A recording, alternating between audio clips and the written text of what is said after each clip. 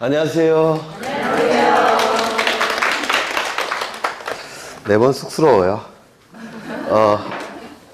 오늘은 264쪽인 것 같은데 맞나요? 맞아요? 안 맞아요? 맞죠? 네. 지난 시간에 좀 한 거를 확인을 하겠습니다. 우리 민법의 사척자치 원칙이 우리 등기법에서도 관철돼야 된다고 했습니다. 이 사척자치 원칙이 우리 등기법에서는 신청주의로 나타난다고 했습니다. 그렇죠? 신청주의라는 것은 신청이 있을 때만 등기소에서 등기를 할 수 있다는 겁니다. 신청이 없을 때는 등기소에서 등기를 할 수가 없습니다. 이를 신청주의라고 얘기하는데, 이 신청주의는 당사자가 신청하는 게 원칙입니다. 그렇죠? 갑과 을이 등기를 신청하는 게 원칙이에요. 그런데 당사자 중에서 하나가 관공서라고 한다면 신청이라는 용어를 쓰지 못하고 촉탁이라는 용어를 쓴다고 했습니다. 기억나십니까? 그렇죠?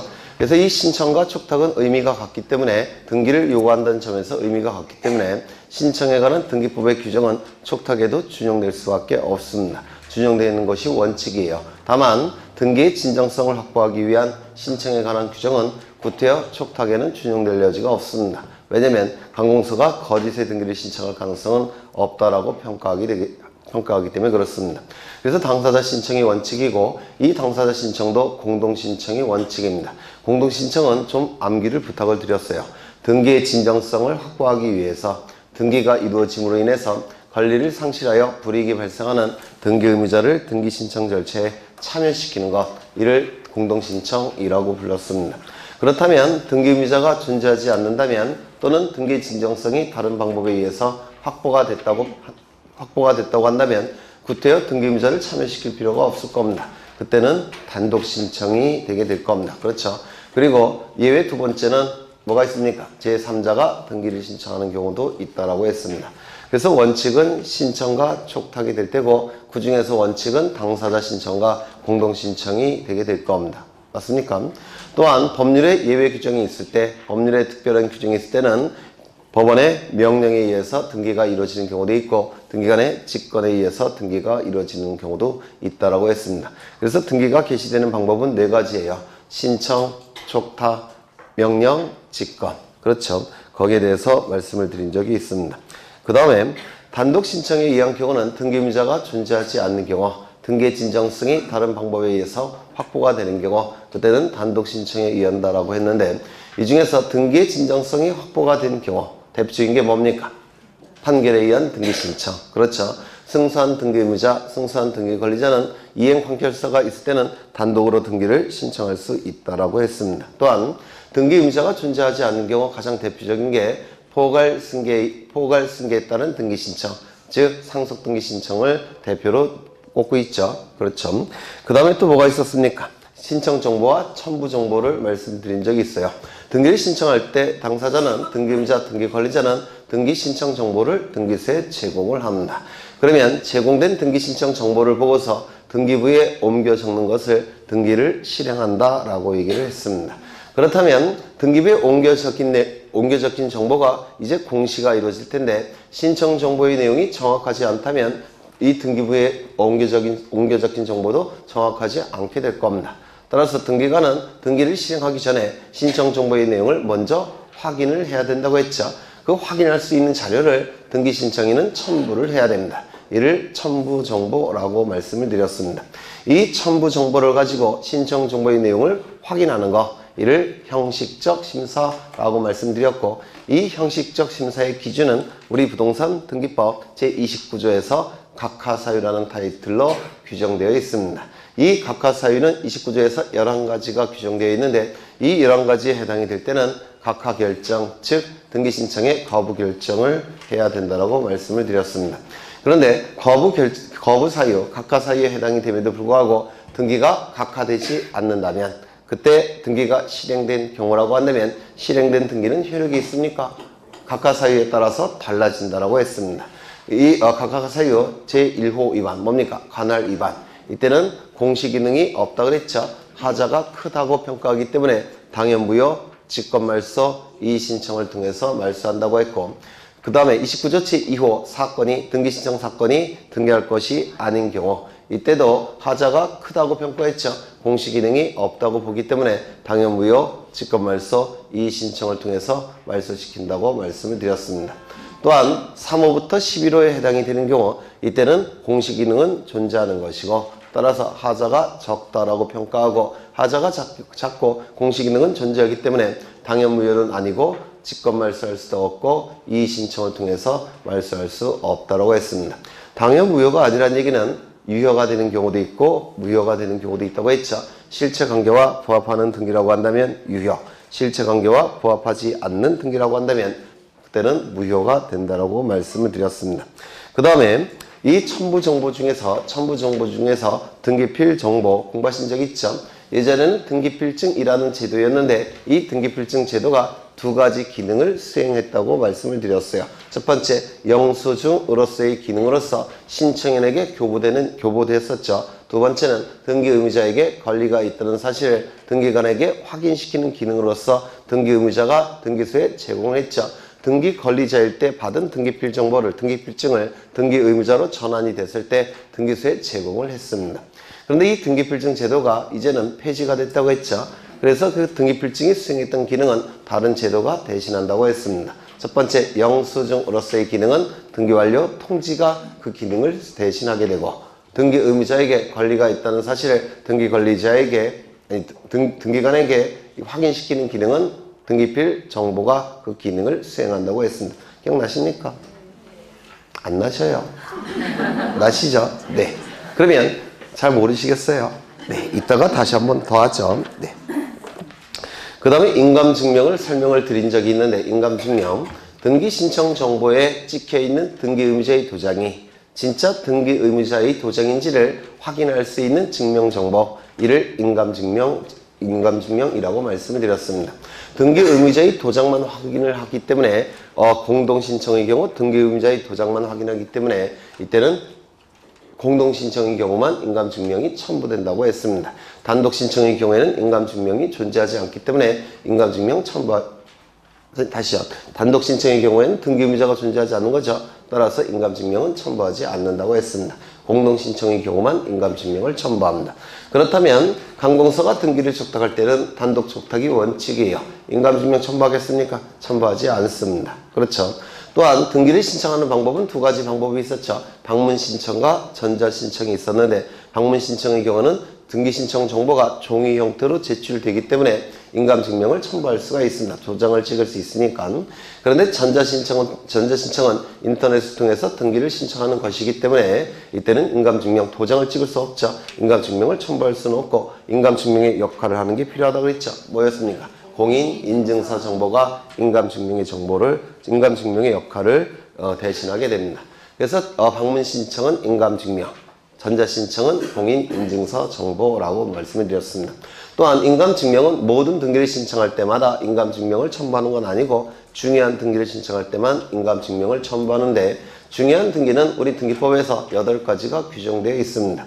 그걸 다 하진 않았고 두 가지를 한 기억이 있어요. 첫 번째, 소유권의 등기 명의인이 등기 의무자일 때 인감증명을 첨부합니다. 소유권의 등기 명의인이 등기 의무자일 때 등기 의무자는 인감증명을 첨부했고 소유권에 관한 가등기를 말소할 때 가등기 명의는 소유권의 등기 명의인이 등기 의무자 아니 소유권의 등기 명의인이 등기 의무자일 때 그 등기 의무자는 아니지만 예외적으로 인감증명을 첨부한다라고 말씀을 드렸습니다. 그 정도가 이루어진 것 같아요. 그렇죠. 그 다음에 네 거기까지 한 것 같아요. 그 다음에 등기가 이루어지는 절차가 이제 263쪽부터 나오는데 먼저 등기가 이루어지는 절차는 예전에는 방문 신청만 인정이 됐기 때문에 이걸 절차를 외우셨어야 됩니다. 근데 요즘은 외우지 않아도 돼요. 잘 안 나오니까. 먼저 등기가 신청이 됩니다. 등기가 신청이 되면 등기소에서 접수를 합니다. 신청 정보를 접수하게 됩니다. 접수를 한 다음에 신청 정보를 첨부된 정보를 가지고 조사를 합니다. 우리 교재는 심사라는 용어를 쓰지만 대법원 정식 용어는 조사예요. 뭐 혼용해서 씁니다. 이때 이 조사는 형식적 심사 이렇게 얘기했죠. 첨부된 정보만을 가지고 신청 정보의 내용을 확인하는 형식적 심사라고 말씀을 드렸습니다. 그 그러면 등기 신청 정보의 내용이 확인이 됐다면 등기부에 옮겨 적어야 되겠죠. 이를 등기를 실행한다라고 말씀을 드렸습니다. 그런데 신청 정보의 내용이 확인되지 않는다면 어떻게 해야 됩니까? 각하 사유에 해당이 된다면 각하 결정을 하게 될 겁니다. 맞습니까? 각하 사유에 해당이 된다면 각하 결정을 해야 될 테고 각하 사유에 해당되지 않는다면 그때는 등기를 실행하게 될 겁니다. 등기가 실행이 된 다음에 신청 정보의 내용과 등기관이 등기부에 옮겨 적은 내용이 정교하게 합치되는지 여부를 따져봐야 됩니다. 이를 뭐라고 얘기했습니까? 교합 처리한다 라고 얘기합니다. 우리 책에는 빠져있지만 대단히 중요해요. 신청 정보의 내용과 등기 기록의 내용이 정교하게 합치됐는지 여부를 따져보는 것. 이를 교합 처리한다 라고 얘기합니다. 교합 처리까지 이루어졌다면 이제 영수증이 한 장 교부가 될 겁니다. 옛날에 등기필증 제도일 때는 등기필증이 영수증으로서의 기능도 수행했고 또한 또 뭐도 수행했습니까? 그 영수증으로 받았던 등기관리자가 영수증으로 받았던 등기필증을 등기의무자로 전환이 됐을 때 등기관에게 권리가 있다는 사실을 확인하는 용도로 이 등기필증이 등기소에 제출이 됐었죠. 맞습니까? 그런데 지금은 이것이 분화가 됐다고 그랬죠. 그렇죠. 영수증으로서의 기능은 뭐가 수행한다고요? 등기완료 통지서. 그렇죠. 그 다음에 등기의무자에게 권리가 있다는 사실을 등기관에게 확인시키는 용도는 등기필 정보가 그 기능을 수행하게 됩니다. 그래서 영수증으로서 발급이 되는 것은 등기완료 통지예요.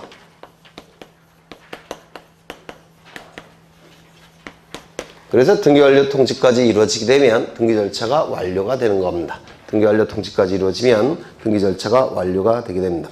263쪽을 보시면 여기는 뭐 설명할 게 별로 없는 것 같은데 거기 등기 신청 정보의 접수에서 제일 중요한 문구는 뭐겠습니까? 저장 시점이 접수 시점이라고 누누이 강조하고 있죠. 네, 민법과 등기법에서 출제 영순이라고 말씀을 드렸어요. 저장 시점이 접수 시점이고 접수 시점이 등기의 효력 발생 시점이고 등기의 효력 발생 시점이 물권 변동의 효력 발생 시점이라고 말씀을 드린 적이 있습니다.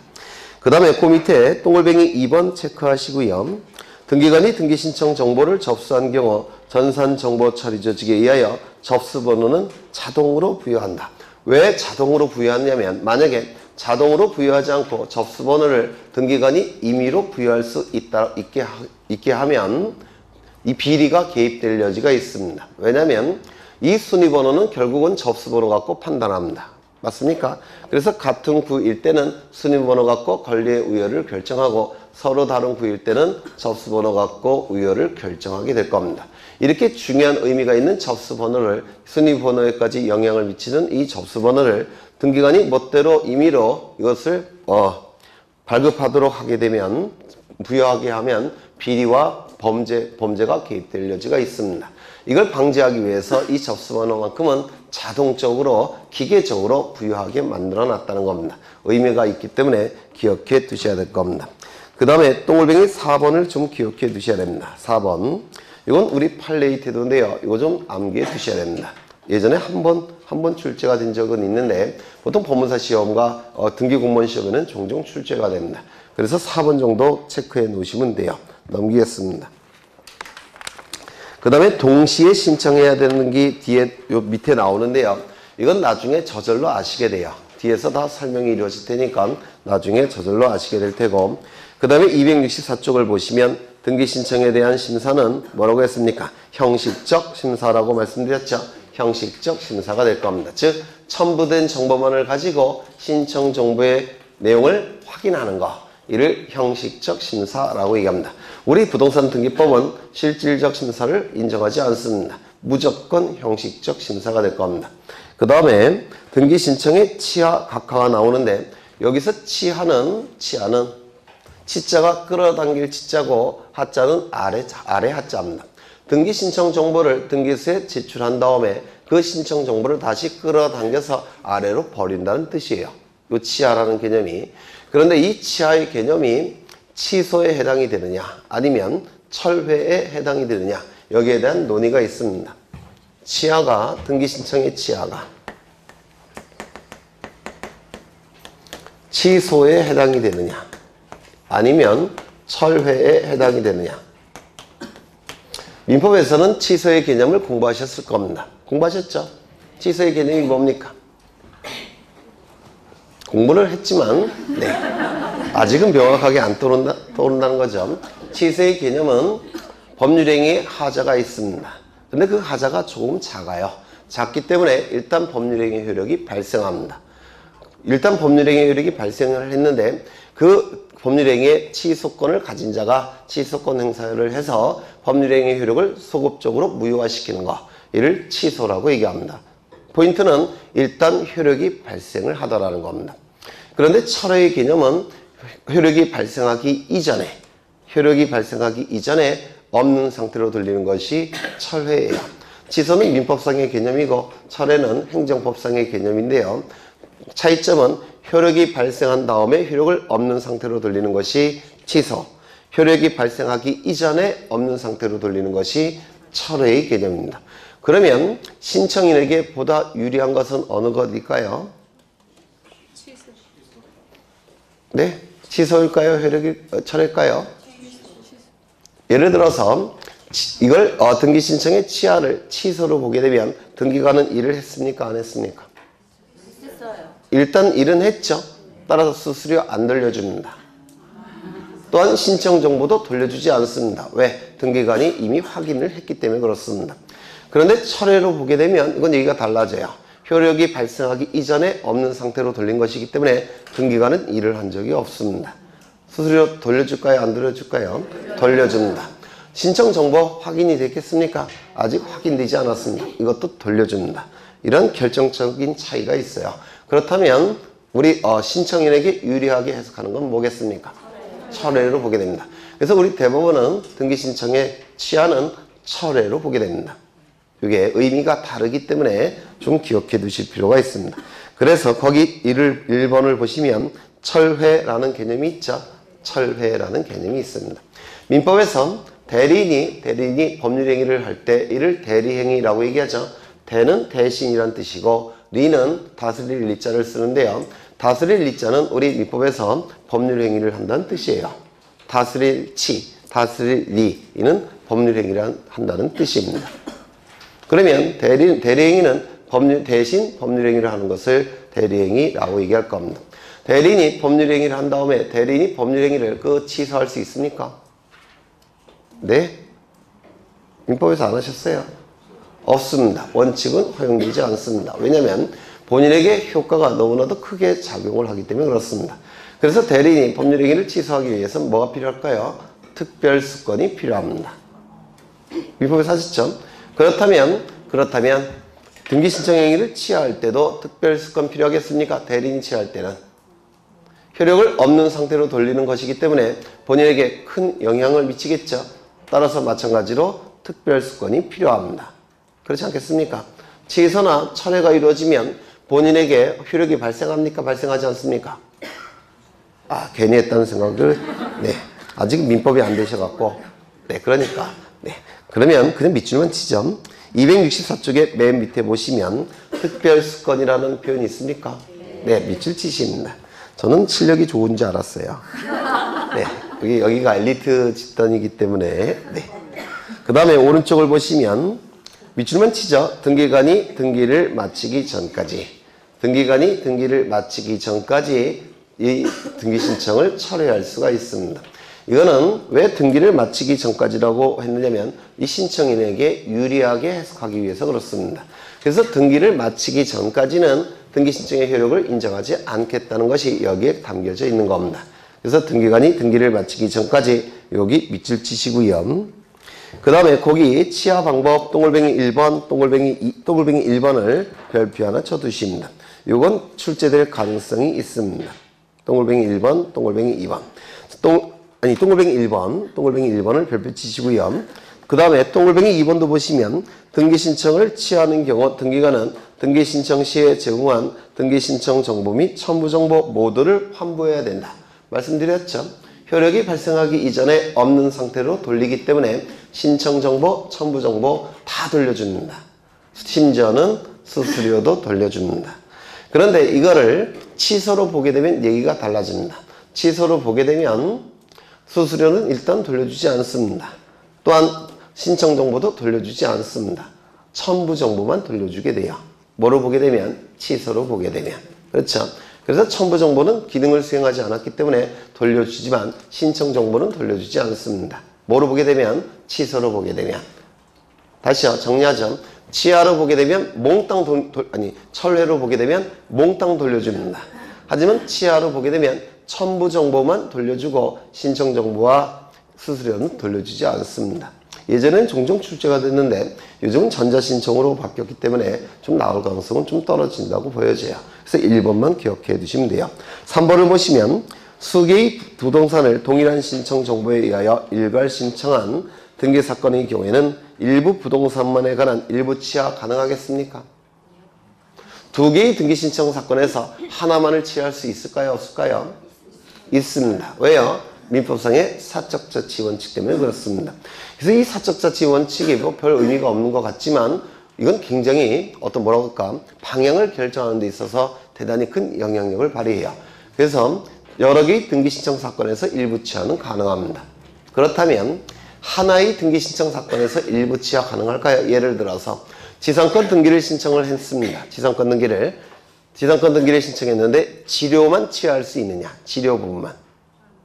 있겠습니까? 없습니다. 그래서 하나의 등기 신청 사건에서 일부 취하는 허용되지 않습니다. 하지만 여러 개의 등기 신청 사건에서 일부 취하는 허용이 되더라는 겁니다. 왜냐하면 사적자치 원칙이 반영돼야 되기 때문에 그렇습니다. 그러면 하나의 등기 신청 사건에서 왜 일부 취하는 허용되지 않느냐면 등기 절차가 너무 복잡해집니다. 따라서 이때는 전부 취한 다음에 다시 신청을 해야 돼요. 이거 좀 기억해 두실 필요가 있다고 보여지고요. 넘기겠습니다. 그 다음에 등기 신청에 각하가 나오는데 각하 이거 안 했나 보네요. 한 것 같은데. 했죠? 설명했죠? 네.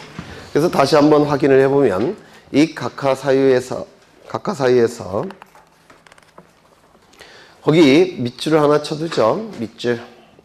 첫째 줄 보시면 의에서 전자신청에 대한 각하 결정의 방식 및 고지 방법은 서면 신청과 동일한 방법으로 처리한다. 요거 하나 기억해 두십니다. 각하 결정은 등기 신청의 거부 결정이죠. 따라서 신청인의 입장에서는 대단히 큰 영향을 미칩니다. 맞습니까? 따라서 명확한 증거 자료가 남겨져 있어야 돼요. 그래서 종이로 만들어 놓습니다. 그래서 여기서 좀 기억해 두실게 각하 결정의 방식 및 고지 방법은 이때는 전자신청일지라도 전자신청의 방법으로 그러니까 인터넷을 통해서 하는 것이 아니라 종이로 이루어진 것처럼 처리하겠다는 겁니다. 명백한 자료를 만들어 놓기 위해서. 그래서 서면 신청과 즉 방문 신청과 같은 방법으로 처리한다는 거 이거 하나 좀 기억해 두십니다. 그 다음에 각하 사유가 나와 있는데 29조에서 제1호부터 11호까지 규정되어 있습니다. 1호부터 11호까지. 그런데 여기서 가장 출제 빈도가 높은 것은 2호예요. 등기 신청 사건이 등기할 것이 아닌 경우. 그러면 등기 신청 사건이 등기할 것이 아닌 경우 명확하게 2호가 규정되어 있을까요? 불분명하게 규정되어 있을까요? 명확해요. 등기 신청 사건이 등기할 것이 아닌 경우 코에 걸면 코걸이, 귀에 걸면 귀걸이에요. 맞습니까? 굉장히 불분명한 규정입니다. 이러한 불분명한 규정은 판례가 많을 수밖에 없어요. 법관에 따라서 보는 시각이 다르기 때문에 그렇습니다. 그렇다면 판례가 많다면 논문도 많을 수밖에 없습니다. 비판을 해야 되기 때문에 그렇습니다. 따라서 시험에 낼 수밖에 없습니다. 그래서 이 등기신청 사건이 등기할 것이 아닌 경우 제2호는 한 문제 정도가 반드시 출제가 됩니다. 이렇게 불분명한 규정을 민법에서 뭐라고 얘기합니까? 네? 불확정 개념. 그렇죠. 불확정 규정. 또는 코에 걸면 코걸이, 귀에 걸면 귀걸이라고 해서 법관 멋대로 해석할 수 있다고 해서 제왕적 규정 이렇게도 얘기를 합니다. 민법에도 이런 규정이 있습니다. 몇 조인가요? 103조. 선량한 풍속, 기타 사유질서. 판례 문제가 계속 출제되죠. 거기서 출제되는 것처럼 우리 등기법에서도 제2호가 출제가 돼요. 그러면 그 2호를 보시면 기억부터 쭉 나와 있죠. 기억부터 지읒까지 나와 있고 그 다음에 A, B, C도 나와 있고 요거는 시험에 출제될 수 있는 내용의 한 3분의 1밖에 안 됩니다. 여기 우리 책에 나와 있는 것이. 그러면 요걸 다 외워야 되느냐? 외우는 게 불가능해요. 어떻게 처리하냐면 민법 지식을 가지고 한 줄씩 한 줄씩 다 이해를 하실 겁니다. 그래야지만 득점이 가능해요. 이게 암기 자체가 양이 많아서 내 암기가 불가능합니다. 그러면 여기에 적용되는 민법 지식은 여러분이 민법에서 공부하는 지식 갖고 가능하냐? 안 돼요. 그거 갖고 모자랍니다. 굉장히 높은 민법 지식이 필요해요. 그래서 이 부분은 여러분들이 이제 민법을 한 순환 돌리고 4월 달쯤에 이걸 하나씩 설명을 드릴 겁니다. 좀 어려워요. 이게 굉장히 높은 민법 지식이 필요하기 때문에 그렇습니다. 일단은 별표 하나 쳐두십니다. 동글뱅이 2번 앞에 별표를 치십니다. 전부 다 민법적인 내용입니다. 대부분 한 문제 정도가 출제가 될 겁니다. 3호부터 11호까지는 거의 출제가 안 돼서 넘어가고요. 그 다음에 269쪽을 보시면 각하 사유를 간과하고 실행된 등기의 효력 이미 설명드렸죠. 29조 제1호 위반 관할 위반 29조 제2호 위반 등기 신청 사건이 등기할 것이 아닌 경우 여기에 해당이 될 때는 어떻다고요? 공시 기능을 인정할 수 없기 때문에 하자가 크다고 평가하고 따라서 당해무효 직권말소 이의신청 기계적으로 나오셔야 됩니다. 29조 3호부터 11호까지는 하자가 작다라고 평가했죠. 따라서 공시 기능은 인정할 수가 있기 때문에 당해무효도 아니고 직권 말소할 수도 없고 이의신청을 통해서 말소할 수도 없다고 했습니다. 당해무효가 아니란 얘기는 실체관계에 부합한다면 유효, 실체관계와 부합하지 않는다면 무효라고 말씀을 드렸습니다. 여기에 대한 판례 설명했습니까? 네, 나중에 설명을 드릴 거예요. 민법에서 한번 공부하신 다음에 나중에 한번 설명을 드릴 겁니다. 민법에서 출제되는 판례이기 때문에 그래요. 그 다음에 넘기겠습니다. 그 다음에 등기의 실행이 나와 있는데 등기부에 기록되는 내용들이겠죠. 등기부에 기록되는 내용인데 이걸 다 외워야 되느냐? 그럴 수는 없겠죠. 네, 안 보셔도 될 것 같아요. 다만 집합건물 등기부는 나중에 외우실 겁니다. 나중에 프린트로 외우실 거예요. 집합건물 등기부는 나중에 보실 거고 그 다음에 이 등기부에 기록되는 사항은 어디에도 기록되어야 될까요? 등기부에 반드시 기록해야 될 내용은 어디에도 기록해야 될까요? 기록되어 있어야 될까요? 신청정보. 왜요? 신청정보의 내용을 보고서 등기부에 옮겨 적는 것이 등기를 실행하는 거죠. 따라서 등기부에 반드시 기록될 내용은 신청정보에도 반드시 기록되어 있어야 됩니다. 등기부에 기록해도 그만, 기록하지 않아도 그만인 내용은 신청정보에도 기록해도 그만, 기록하지 않아도 그만일 겁니다. 맞습니까? 그래서 등기부의 필요적 기록사항 무슨 뜻이겠습니까? 등기부에 반드시 기록해야 될 내용이 될 겁니다. 그 다음에 등기부의 임의적 기록사항은 무슨 뜻이겠습니까? 네? 우리 책에는 뒤에 나와요. 임의적 기록사항. 예전에 설명을 드렸는데 임의적 기록사항. 이거 외우느라고 힘들었어요. 전철안에서 1시간 반 동안 이것만 외웠는데 이 임자가 맡길 임자입니다. 의는 뜻의자라고 말씀을 드렸어요. 따라서 기록할지 말지를 당사자의 뜻에 맡겨놓은 기록사항들 이를 임의적 기록사항이라고 얘기할 겁니다. 예전에 임의 신청할 때 설명을 드렸는데 임의 그렇죠. 임의 규정 설명하면서 임의 신청 설명하고 이거 설명했는데 혹시 기억나십니까? 네, 안 나셔도 괜찮아요. 그러면 필요적 기록사항은 이것도 정말 힘들었어요. 어제 외웠는데 하루 종일. 이미 필요적 기록사항은 무슨 뜻입니까? 반드시 요구되는 기록사항들 이를 필요적 기록사항이라고 불러요. 등기부에 반드시 기록될 것이 요구되는 사항을 필요적 기록사항. 그 다음에 등기부에 기록해도 그만, 기록하지 않아도 그만인 것을 임의적 기록사항일 겁니다. 그러면 등기부에 반드시 기록해야 될 내용은 신청정보에도 반드시 기록해야 되겠죠. 이를 뭐라고 얘기했습니까? 필요적 정보내용이라고 부릅니다. 필요적 정보내용. 그 다음에 이 등기부에 기록해도 그만, 기록하지 않아도 그만인 것은 신청정보에도 기록해도 그만, 기록하지 않아도 그만이겠죠.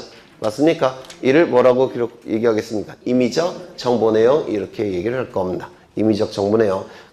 똑같은 뜻이에요. 결국은. 그러면 이 임의적 정보내용, 임의적 기록상 요게 이것도 출제가 되고 이것도 출제가 됩니다. 작년에도 다 출제가 됐는데요. 어디를 보시냐면 저당권 한번 보죠.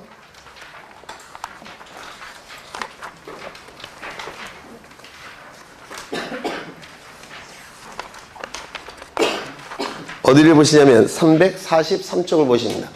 343쪽에 표 하나 나와 있습니까? 네, 이 표가 출제가 됩니다. 외우셔야 돼요. 별표 하나 쳐주십니다.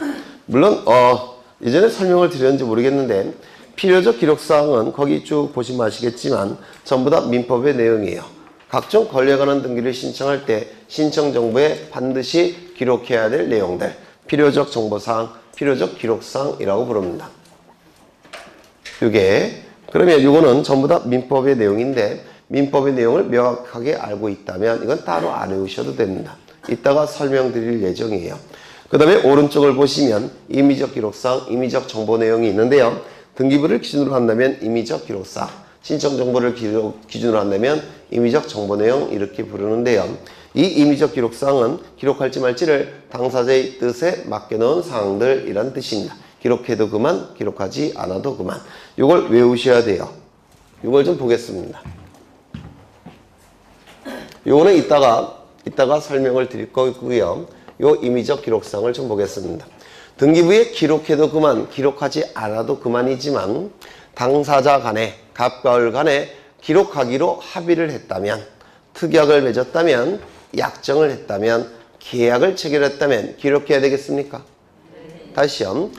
등기부에 기록하지 않아도 상관이 없는데 당사자가 기록하기로 특약을 맺었다면, 합의를 했다면, 계약을 체결했다면 기록해야 되겠습니까? 기록해야 될 겁니다. 따라서 약정이라는 문구가 있다든지 특약이라는 문구가 있다든지 합의라는 문구가 있다든지 또는 계약이라는 문구가 있다면 등기부에 기록을 해야 됩니다.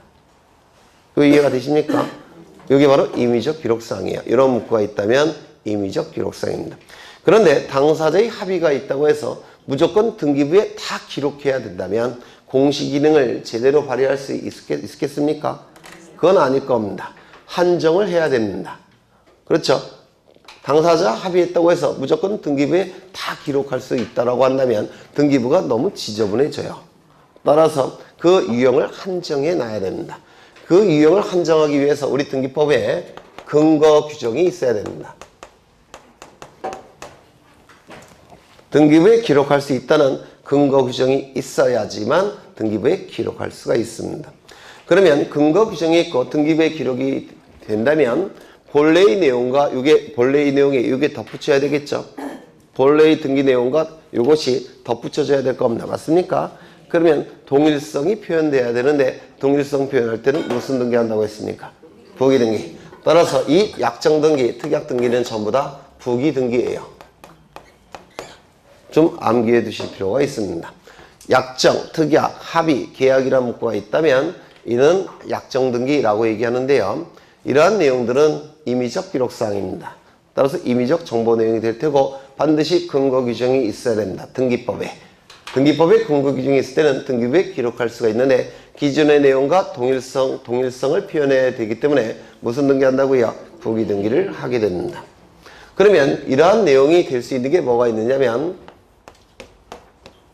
기간의 의미가 있는 것은 대부분 이 약정 등기입니다. 기간의 의미가 있는 것은 임의적 기록사항이 됩니다. 기간의 의미가 있다면. 그러면 기간의 의미가 있는 게 뭐가 있느냐면 민법 정칙에서 시기 공부하신 적 있습니까? 네, 있어요. 안 하셨어요, 아직? 네. 그러면 들어만 두세요. 시기, 종기 이런 것들은 기간의 의미가 있기 때문에 임의적 기록사항입니다. 시기가 뭔지 종기가 뭔지는 민법에서 하실 거예요. 또한 변제기 이거 기간의 의미가 있습니까? 돈을 채무자가 채권자에게 어느 시점까지 변제해야 될지 정해져 있겠죠. 이건 기간의 의미가 있을 겁니다. 그 다음에 존속기간 이런 거 기간의 의미가 있습니까? 지상권 존속기간, 전세권 존속기간, 임차권 존속기간 이런 거 기간의 의미가 있습니까? 네, 그런 의미가 있는 것은 전부 다 임의적 기록사항이라는 겁니다. 세 번째, 돈의 의미가 있는 것도 원칙적으로 임의적 정보사항입니다. 임의적 기록사항, 임의적 정보사항이에요. 돈의 의미가 있는 것은. 지료. 민법에서 공부하신 적 있습니까? 지료는 별게 아니라 토지, 뭘까요? 요금. 토지의 사용요금이 지료예요. 토지의 사용요금. 그래서 이 돈의 의미가 있기 때문에 이런 것들은 원칙이 전부 다 임의적 기록사항입니다. 또 보증금, 이자 이런 것들은 돈의 의미가 있죠. 이건 임의적 기록사항이에요. 그런데 돈의 의미가 있지만 필요적 기록사항이 몇 가지 암기되셔야 됩니다. 첫 번째, 전세권 등기에 있어서 전세금.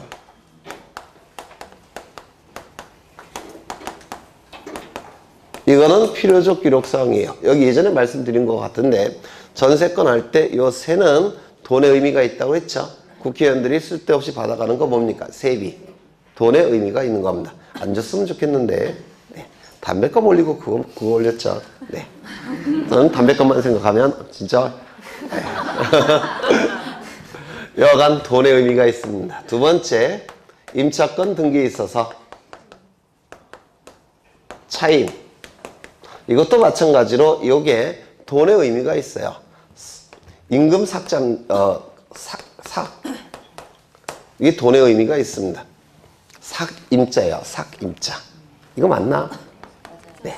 삭임자. 그래서 이 임이 돈의 의미가 있어요. 임대차는 돈을 주고 빌릴 수 있는 권리라는 뜻이에요. 돈 주고 빌릴 수 있는 권리. 요거는요, 전적으로 세 들어 살 수 있는 권리. 세 들어 산다는 얘기는 돈 내고 산다는 뜻입니다. 그래서 이 단어 자체에 돈의 의미가 들어가 있기 때문에 반드시 등기부에 기록을 해야 돼요. 그렇다면 신청정보에도 반드시 기록을 해야 됩니다. 그 다음에 환매 등기에 있어서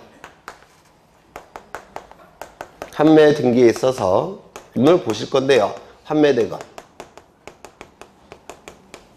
이 환매대금은 매매대금과 매매비용을 얘기합니다.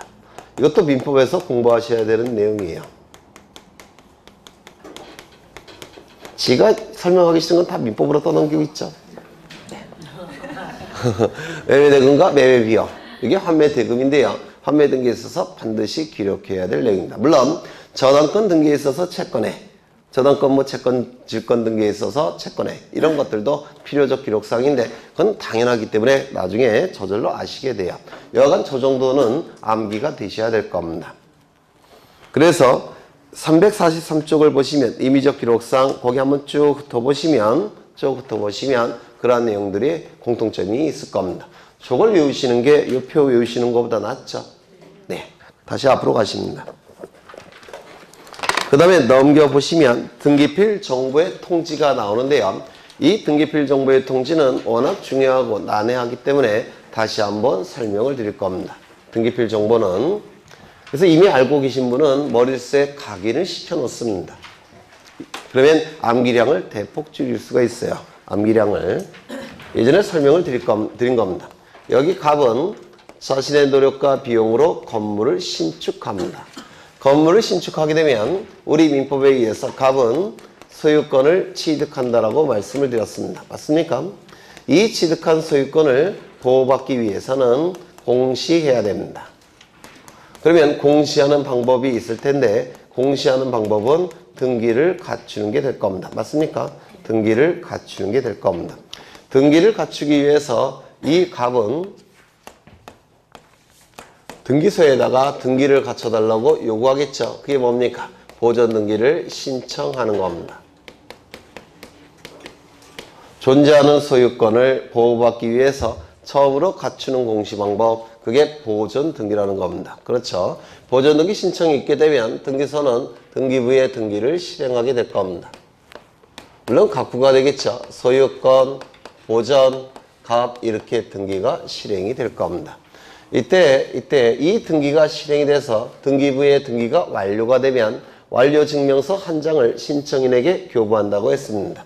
등기완료증명서를 한자로 쓰면 등기 필증 이렇게 씁니다. 요 필자가 완료필자예요. 완료필자. 증은 증서라는 뜻입니다. 그래서 등기완료증서인 등기필증이 신청인에게 한 장 교부가 된다고 했습니다. 어떤 기능을 수행한다고요? 영수증의 기능으로서 등기필증이 신청인에게 교부가 될 겁니다. 그러면 이 영수증을 갑은 한 장 가지고 있을 겁니다. 소지하게 될 겁니다. 이 영수증인 등기필증은 한 번만 만들어진다 그랬죠? 두 번 만들어지는 경우는 없습니다. 그러면 이제 1년 후에 요 갑은 을과 매매 계약을 체결한다면, 그리고 소유권 이전 등기까지 이루어지게 되면 갑의 소유권은 을의 소유권으로 변동이 된다라고 말씀을 드렸습니다. 그러면 이 등기가 이루어지게 되면 이 갑은 취득한 소유권을 어떻게 합니까? 상실할 겁니다. 따라서 등기만 놓고 형식적으로 판단한다면 불이익이 발생을 할 겁니다. 맞습니까? 이러한 자를 뭐라고 부릅니까? 등기의무자라고 불렀습니다. 갑은 등기의무자가 될 겁니다.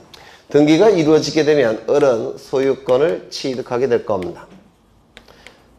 따라서 등기만 놓고 형식적으로 판단한다면 을은 이익이 발생하는 자, 이러한 자를 뭐라고 불렀습니까? 등기권리자라고 불렀습니다. 그러면 등기를 신청할 때는 등기의무자와 등기권리자는 등기를 공동으로 신청하는 것이 원칙이라고 했죠. 이때 등기가 신청이 될 때 등기관은 이 등기가 이루어짐으로 인해서 권리를 상실하여 불이익이 발생하는 이 등기의무자에게 상실되는 권리가 있는지 여부를 등기관은 확인을 해야 된다고 했습니다. 민법상 무권한죄의 처분행위가 나타나는 것을 방지하기 위해서, 형법상 부동산 사기가 나타나는 것을 방지하기 위해서 등기관은 이 등기의무자에게 상실되는 이 권리가 존재하는지 여부를 확인을 해야 된다고 했습니다. 그 확인할 수 있는 자료를 등기의무자가 제출해야 되는데 그 자료가 뭡니까? 이 등기필증이라는 자료입니다. 그래서 이 등기필증은 딱 한 번만 작성이 되기 때문에 등기필증을 소지하고 있는 자는 우리 대법원에서 권리자로 추정을 해줍니다. 그래서 이건 소유권을 증명할 수 있는 자료가 됩니다. 그러면 갑이 등기를 신청할 때 등기필증을 등기소에 제출하게 됩니다.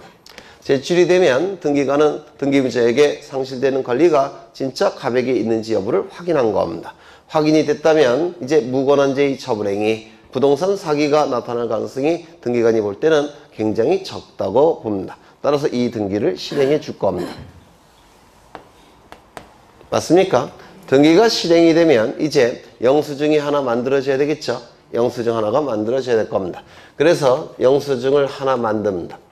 영수증을 만들어서 등기 신청인에게 이 영수증을 교부해야 돼요. 새로 만든 것은 등기 권리자라는 신청인에게 교부가 될 테고, 종전에 만들어졌던 것은 체크를 한 다음에 영수증으로 돌려줍니다. 영수증으로 돌려주게 돼요. 그러면 등기 권리자는 새로 만들어진 등기필증을 소지하게 될 겁니다. 맞습니까? 1년 후에 요 을은 또다시 병과 매매 계약을 체결합니다. 소유권 이전 등기까지 이루어지게 되면 을의 소유권은 병의 소유권으로 변동이 될 겁니다. 186조에 의해서. 그러면 등기가 이루어지면 요 을은 취득한 소유권을 상실하게 될 겁니다. 따라서 등기만 놓고 볼 때 불이익이 발생할 테고, 이러한 자를 뭐라고 부릅니까? 등기의무자라고 부릅니다. 병은 등기가 이루어지면 소유권을 취득하겠죠. 따라서 이익이 발생할 테고 뭐라고 부릅니까? 등기권리자라고 부를 겁니다. 그래서 등기소에 가서 등기를 이렇게 공동으로 신청하게 될 겁니다. 이때 등기관은 한 가지 사실을 확인해야 된다고 했죠. 따라서 등기의무자는 뭘 제출합니까? 등기필증을 제출하게 됩니다. 그러면 이 등기가 실행이 될 겁니다. 등기가 완료가 되면 새로 등기필증을 만들어서 등기 권리자에게 교부하고 이건 체크를 한 다음에 영수증으로 환불을 하게 될 겁니다. 이렇게 이게 반복이 이루어집니다. 그렇죠? 그러면 이 등기필증이 수행했던 기능은 두 가지 기능이라고 말씀을 드렸습니다. 등기필증이 수행한 기능은 두 가지 기능이 될 겁니다. 첫 번째, 영수증으로서의 기능이 있을 겁니다. 이 영수증은 누구에게 교부할까요? 신청인에게. 그렇죠? 신청인에게 교부하는 게 바로 영수증이에요. 두 번째 기능은 등기의무자에게 권리가 있다는 사실을 등기관에게 확인시키는 기능을 수행한다라고 했습니다. 그렇죠? 네, 요 기능도 수행한다라고 했습니다. 그러면 이거는 누구에게 교부할까요? 다시요. 요 기능은 뭐가 대신한다고 했습니까? 등기완료 통지가. 기억나시죠? 등기완료 통지가 이 기능을 대신하게 됩니다. 즉 이거는 이제 폐지가 됐다고 했죠. 등기필증 제도가 폐지가 됐기 때문에 이 기능은 다른 제도가 대신해야 됩니다. 그래서 이 영수증으로서의 기능은 등기완료 통지가 그 기능을 대신합니다. 그러면 이 등기완료 통지는 누구에게 해야 될까요? 써놨잖아요. 어려우세요? 신청인에게 등기완료 통지서가 교부가 되는 겁니다. 그렇죠. 그 다음에 이 기능은 뭐가 대신한다고 했죠? 등기필 정보가 이 기능을 대신하게 될 겁니다. 이 기능은 누구에게 교부될까요? 등기필 정보는 등기권리자인 등기신청인에게. 그렇죠. 등기권리자에게 이 등기필 정보가 통지가 될 겁니다. 맞습니까? 그러면 등기권리자가 통지받은 이 등기필 정보가 나중에 등기권리자가 등기무자로 전환이 됐을 때 그 등기무자는 등기소에 이걸 제공해야 되겠죠. 맞습니까? 그러면 결국은 이 등기권리자는 두 가지를 다 받는 겁니다. 그렇죠. 요거 등기완료 통지도 받아야 된다. 왜? 등기를 신청했으니까. 그렇죠. 그 다음에 이것도 받아내야 되죠. 왜요? 등기권리자로서 받은 것을 등기무자로 전환이 됐을 때 등기소에 제공해야 되겠죠. 그래서 등기권리자는 두 가지를 다 받는 겁니다. 그래서 이게 한 장으로 작성이 돼요. 그래서 등기필 정보 및 등기완료 통지서 이렇게 한 장으로 보통은 작성이 되는 겁니다. 이것이 그러면 이 등기필 정보는 등기 의무자에게 권리가 있다는 사실을 등기관에게 확인을 한 다음에 등기관이 확인을 한 다음에 이 등기필 정보를 작성해서 누구에게 교부합니까? 등기 권리자에게 교부했죠. 그런데 이 등기 권리자가 등기 의무자로 전환이 됐을 때 이 등기 의무자가 다시 등기소에 제공하는 것이죠. 맞습니까? 그러면 등기 의무자가 있을 때만 이 등기필 정보가 제공이 될 겁니다. 그렇죠. 등기 의무자가 있을 때만 등기소에 제공을 해야 될 겁니다. 그렇다면 원칙이 단독 신청이라고 한다면 이 등기필 정보는 등기소에 제공될 필요가 있습니까? 없습니까? 없게 됩니다. 왜? 등기 의무자가 없는 것이 단독 신청이기 때문에 그렇습니다. 맞습니까? 그런데 단독 신청임에도 불구하고 등기필 정보를 제공해야 되는 경우가 있습니다. 단독 신청임에도 불구하고 등기 의무자가 있다라고 한다면 그때는 등기 의무자는 등기소에 제공을 해야 돼요. 어느 경우가 있을까요? 승소한 등기 의무자가 판결에 의해서 등기를 단독 신청할 때 승소한 등기 의무자가 판결에 의한 등기 신청은 단독 신청이죠. 하지만 등기 의무자 있습니까? 있죠. 따라서 등기필 정보를 등기소에 제공을 해야 됩니다. 나중에 다시 보실 거고요. 그러면 여하간 이러한 기능을 수행하기 위해서는 일정한 자격을 갖춰야 된다고 말씀을 드렸습니다. 이러한 기능을 수행하기 위해서는 몇 가지 요건을 충족해야 되는데요. 네 가지 요건을 충족해야 된다. 이 기능을 수행하기 위해서는. 그 네 가지 요건은 첫 번째, 권리에 관한 등기일 것. 왜요? 등기 권리자로서 받은 이 등기필 정보를 등기 의무자로 전환이 됐을 때 등기소에 권리가 있다는 사실을 확인시켜야 되겠죠. 따라서 권리에 관한 등기에서만 등기필 정보가 작성이 됩니다. 권리에 관한 등기에서만 등기필 정보가 작성이 돼요. 두 번째, 등기 신청인이 등기부에 새로운 등기명이 될 때, 즉 같은 사람일 때, 요 새로운 등기명의는 등기 권리자를 얘기하는 겁니다. 아까 등기 권리자에게 준다고 했죠. 그러면 등기 권리자가 받은 것이 등기 의무자로 전환이 됐을 때 등기소에 제공하는 거죠. 따라서 등기명의인 등기 권리자에게 작성 통지되는 것이 등기필 정보예요. 그래서 등기 권리자가 있어야 됩니다. 맞습니까? 이때만 등기필 정보가 작성이 돼야 됩니다. 네 가지 요건이에요. 첫 번째, 권리에 관한 등기일 것. 두 번째, 신청인이 있을 것. 세 번째, 등기 명인이 새롭게 기록이 될 것. 네 번째, 같은 사람일 것. 요 네 가지 요건이 충족이 될 때만 이 등기필 정보가 등기 명인에게 작성되고 통지가 됩니다. 이걸 좀 외워두셔야 돼요. 누누이 강조드렸죠. 요 빨간색 문구는 반드시 외우셔야 됩니다. 권리에 관한 등기에 있어서 등기 신청인이 등기부에 새로운 등기명이 될 때 이때만 등기필 정보가 작성 통지가 됩니다. 누구에게? 등기 명인에게. 네 가지 요건이에요. 권리에 관한 등기일 것, 신청인이 있을 것, 등기부에 새로운 등기명인이 기록될 것, 그리고 같은 사람일 것. 네 가지 요건.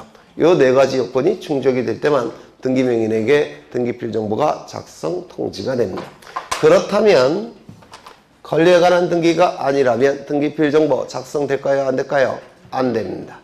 권리에 관한 등기가 아니라면 등기필 정보는 작성되지 않습니다. 표지부 등기는 권리에 관한 등기입니까? 아닙니까? 아니에요. 등기필 정보가 작성되지 않을 겁니다. 맞습니까?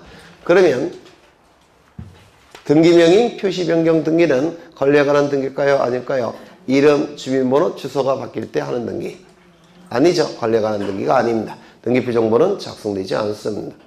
등기 신청이 있어야 되겠죠? 없다면 등기필 정보가 작성될까요? 안 됩니다.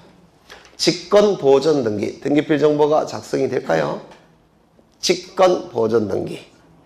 등기관이 알아서 등기를 하는 것이 직권 보존 등기예요. 이따가 보실 겁니다.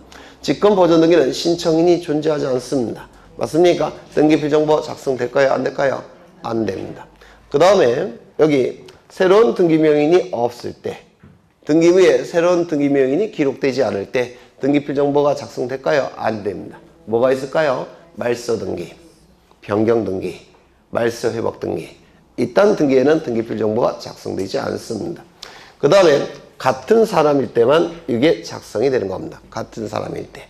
그렇다면 다른 사람이라고 한다면 작성될까요? 안 될까요? 있을까요? 승소한 등기 의무자가 판결에 의해서 등기 신청할 때, 이때 신청인은 누굴까요? 등기 의무자. 등기부에 이름이 올라가는 자는 누굴까요?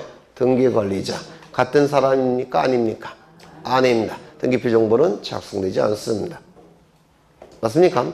채권자 대위 신청. 등기 신청은 누가 할까요? 채권자. 등기부에 이름이 올라가는 자는 누굴까요? 채무자. 그렇죠. 같은 사람입니까? 아닙니까? 아니에요. 따라서 등기필 정보는 작성되지 않습니다. 맞습니까? 관공서가 촉탁에 의해서 등기를 하는 경우, 관공서가 당사자가 아닌데도 불구하고 관공서가 촉탁하는 경우가 있어요. 예를 든다면 경매 절차로 넘어가면 경락인 소유권 취득하겠죠. 맞습니까? 그러면 경락인 명의로 등기가 이루어질 겁니다. 처분하기 위해서는 경락인 명의로 등기가 이루어지죠. 그럼 그 경락인 명의의 등기는 누가 할까요? 경락인이 등기소에 신청할까요? 이건 경매 절차를 주관하는 법원의 촉탁에 의해서 이루어집니다. 경락인 명의의 등기는 법원의 촉탁에 의해서 이루어져요. 왜냐하면 경매 절차를 완료하는 의미가 있기 때문에 그렇습니다. 따라서 경매 절차를 주관하는 법원이 촉탁하게 되는데 나중에 설명드릴 겁니다. 그 부분은. 그러면 법원의 촉탁에 의한 등기는 등기필 정보가 작성될까요? 안 될까요? 네? 원칙은 작성되지 않겠죠. 그런데 그 경락을 받은 자가 처분할 때는 권리가 있다는 사실을 등기소에 확인시켜야 되겠죠. 그때는 예외적으로 등기필 정보가 작성이 됩니다. 그때 그런 건 나중에 하실 거예요. 일단은 요걸 좀 암기해 두셔야 됩니다. 요걸 좀 암기해 두셔야 돼요. 그러면 책을 좀 확인을 해보면요. 273쪽에 하나 더 빼먹은 게 있는데, 여기 보시면 다른 사람이라고 한다면 등기필 정보는 작성 통지되지 않는다 그랬죠? 작성 통지되지 않습니다. 그러면 이상한 결과가 나타납니다. 다른 사람일 때는 등기필 정보가 작성되지 않으니까 통지되지도 않을 겁니다. 맞습니까? 등기필 정보가 작성되지도 않으니까 통지도 되지 않습니다. 그렇다면 이 등기 명의인은 자신의 이름으로 등기가 됐다는 사실을 보통은 알까요? 모를까요? 모르겠죠. 신청한 놈과 등기부에 이름이 올라가는 놈이 다른 사람이라고 한다면 알려주지 않는 한 모를 겁니다. 맞습니까? 이거 말 돼요? 안 돼요? 안 되죠. 내 이름이 등기부에 올라갔다는 사실은 나는 알고 있어야 될 겁니다. 그렇죠. 따라서 이 경우는 즉 다른 사람일 때는 알려줘야 됩니다. 어떠한 방법을 통해서 알려주느냐면 이 새로운 등기명인에게 너의 이름으로 등기가 완료가 되었다고 통지해 준다. 등기 완료 통지. 그러면 저는 등기 완료 통지를 2번 썼습니다. 맞습니까? 여기도 등기완료 통지가 있고 여기도 등기완료 통지가 있습니다. 그래서 등기완료 통지는 두 가지 종류가 존재합니다. 영수증으로서의 등기완료 통지 하나가 있고요. 또 하나는 신청인과 등기명인이 다를 때 이 등기명인에게 너의 이름으로 등기가 완료되었음을 알려주는 등기완료 통지가 존재합니다. 두 가지가 존재해요. 이거 좀 알아두셔도 좋을 겁니다. 나중에 다시 책을 통해서 설명을 할 겁니다. 그래서 273쪽, 4쪽을 보시고 5쪽을 보시면 등기필 정보의 작성이라는 문구 나옵니까? 나오죠. 거기 보시면 등기필 정보를 통지하지 않는 경우 쭉 나와 있죠. 뒷담 하는데 이거 다 외우셔야 돼요. 외우기 불가능하겠죠? 싫으시면 이거라도 외우십니다. 이걸로 다 해결이 됩니다. 이걸로 요거 갖고 해결이 될 테니까 요거 외울 자신 없으시면 요거라도 외우세요. 그러면 득점할 수가 있습니다. 요거. 그 다음에 한 페이지 넘겨보시면 한 페이지가 아니라 여러 페이지 넘겨보시면 279쪽을 보십니다. 보셨습니까? 거기 등기완료 통지서를 받을 자라고 되어 있죠. 거기 여기도 많이 있는데 많이 있죠. 이것도 외우셔야 돼요. 싫으시면 이거라도 외우십니다. 이걸로 해결이 됩니다. 그래서 등기법은 어떻게든지 암기량을 줄여야 돼요. 암기량, 이게 절차법이라서 암기 자체가 불가능해요. 그래서 어떻게든지 암기량을 줄여야 되니까 책에 있는 거 외우기 싫으시면 이거라도 외우십니다. 해결이 됩니다. 나중에 따로 설명을 드릴 겁니다. 이걸로 해결하는 방법을 설명을 드릴 테니까. 이것도 제가 만든 거예요. 원 저작자는 저입니다. 넘기겠습니다. 쭉 넘기셔서 이제 보존등기를 볼 겁니다. 보존등기. 이 부분은 좀 조심스러운데요. 왜냐면 민법에 관한 내용이에요. 민법에 관한 내용이라서 조심스러운데 우리 학원은 매주 공시법, 보통 공시법 수업을 매주 하는 학원이 많지 않은데요. 우리 학원은 공시법 수업을 매주 하니까 한번 시도를 해보겠습니다. 좀 죄송스럽지만 네, 잠시 쉬었다 하겠습니다.